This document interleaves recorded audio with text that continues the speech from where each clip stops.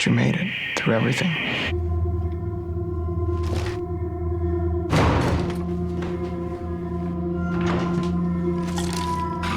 You probably thought you'd drop dead peacefully in your sleep. And then this happens. Is anyone here? Hey! Do you think there's a cure?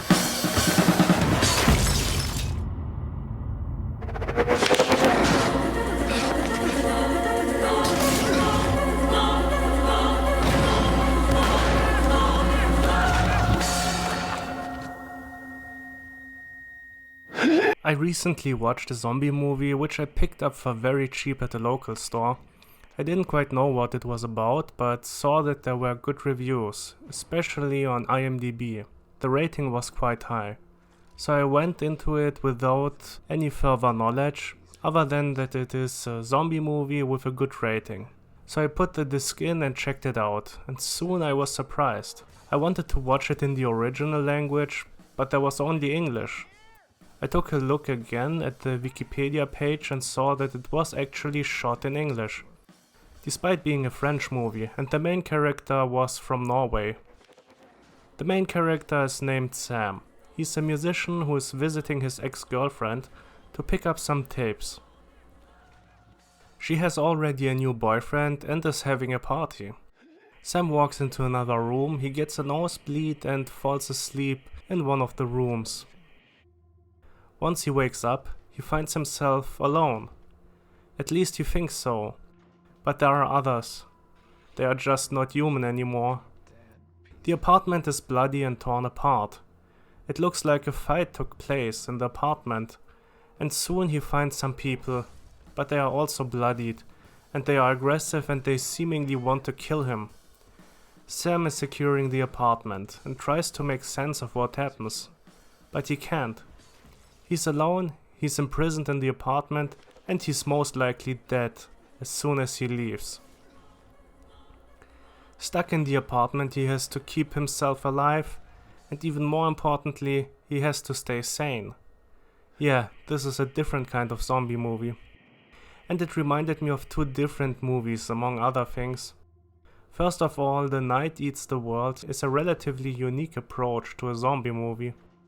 Sure, there have been kind of similar movies, like The Omega Man, Last Man on Earth, and I Am Legend.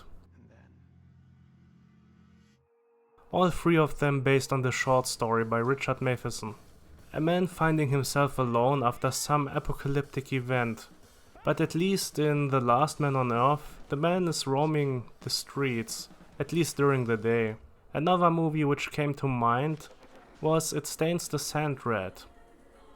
A movie about a woman getting stranded in the Nevada desert when the zombie outbreak occurs, and she is followed by one of the undead through the desert, while she wants to come back home and get to her child. While that movie was pretty good while they were in the desert, it eventually devolves into an ordinary zombie movie while it progresses, and throws all of the interesting ideas out of the window, and eventually culminates in your run-of-the-mill zombie B-movie. The Night Eats the World is fortunately a more consequent film, which is also more interesting, and it does something which another French movie I recently watched didn't accomplish. Luc Besson's The Last Battle, which also deals with themes of loneliness and isolation, in the face of the apocalypse, among other topics. Where The Last Battle was just showing people being bored, aggressive and unable to communicate, trying to say so many things about so many themes but not being able to accomplish its goals, and stumbling all along the way. The Night Eats the World focuses on one single character and one theme, and does that pretty well, and this theme is isolation. As we have lived through the lockdown, this plotline has just become more relatable, seeing this man trying to stay sane while being locked in the apartment while he can't talk to any other human, and seeing how desperate he becomes for any kind of interaction with another creature, will hit close to home for many people. It's also pretty well made, and it keeps the viewer interested throughout its runtime, which is no easy task as it's only about one person and most of the time one location. It's either in the apartment, some room nearby, or on the streets right in front of the apartment. But as always, I still had some issues with this otherwise solid movie. I mean, in regards to the editing, the practical effects, the directing and the acting, they are all pretty solid. There's also quite a bit of environmental storytelling on display, as the apartment is a character on its own in this film. From the party to the bloody walls, the next morning to the scribbles which you see on the walls as the movie progresses, this apartment has character. I don't know what the budget for this movie was, but it looks decent. Sure, there are no grandiose action sequences or many elaborate effects, but it also doesn't need them. What this movie is about is the story and the feel. At first, Sam is absolutely overwhelmed by what happened, which is understandable. He does secure the apartment, and then most of the building, the latter more out of luck than anything else. As a musician, he soon finds some drums and starts playing, but he realizes that the zombies are reacting to it. He also picks up a shotgun, but as days go by he gets more and more lonely and desperate. There is a zombie being stuck in the elevator and he talks to it more and more frequently, eventually bonding with it. I will talk about some more scenes in the movie, but I will not spoil too much. But if you don't want to hear any spoilers, you can skip to the verdict now. Desperate for company, he one day finds a stray cat outside, trying to lure it into the house when the zombies are moving away from the main door. But the cat is hesitant. Eventually the zombies appear again when Sam moves out to get the cat, and he gets attacked. He tries to find shelter in a car, but a small group surrounds him. Eventually he can get out of the car again. The zombies are stuck in the car just long enough so he can save himself by returning to the apartment building. Once inside, he sees the cat near one of the zombies and shoots. Sam also gets wounded, but I'm not sure anymore if it was a bite or he just got hurt in the car. Anyways, he doesn't turn or has to amputate his leg, so maybe these zombies here are just a bit different.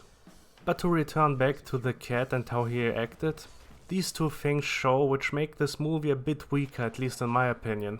Sam is a bit of an idiot for one.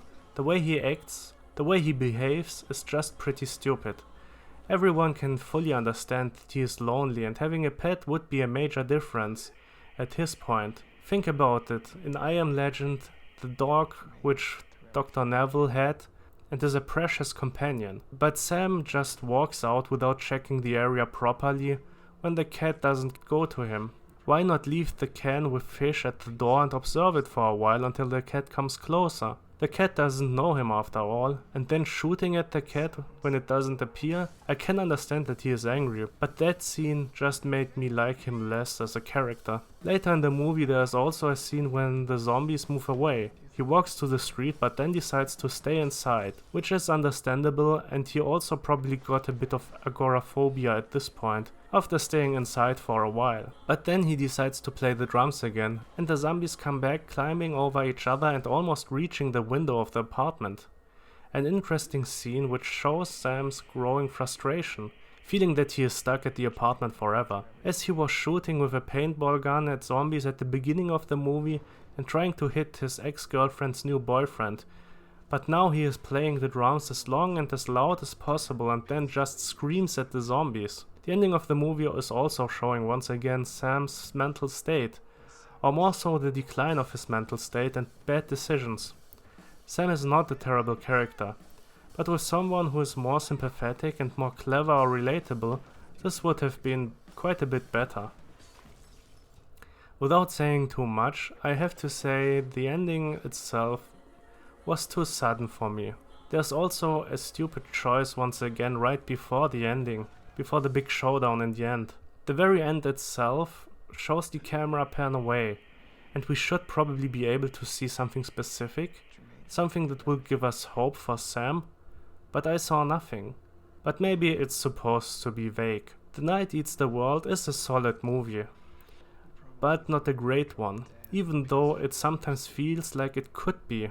There's nothing really bad about it, but I was missing something more exceptional about the movie, and it doesn't 100% live up to its expectations.